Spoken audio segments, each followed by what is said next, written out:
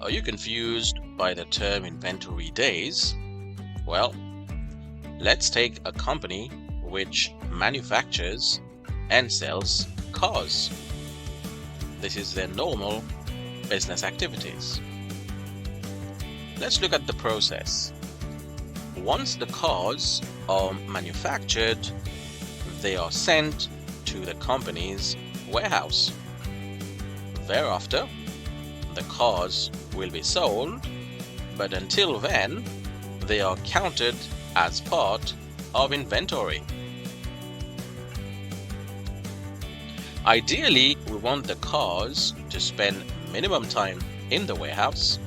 This is because the sooner we sell the car, the sooner the cash flows into the business.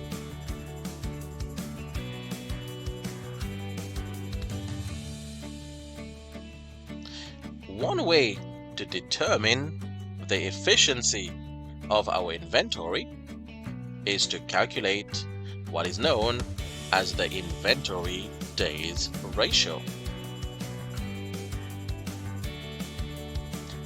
Inventory days ratio determines the number of days it takes to turn a company's inventory into sales. It is calculated as inventory divided by cost of sales multiplied by 365 days.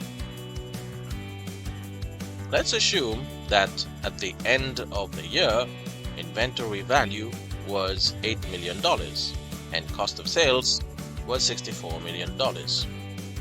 Inventory days would be calculated as 8 over 64 multiplied by 365 days, so 46 days.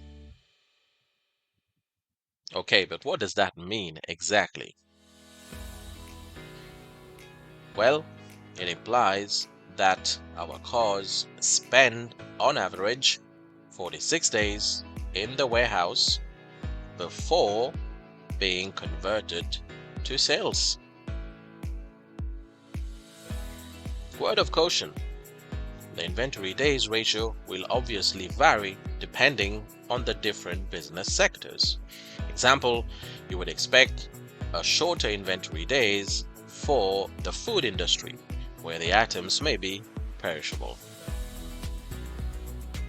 My name is Shaktee Ramtohul. Hit the like and subscribe button for more videos on accounting, banking, and finance.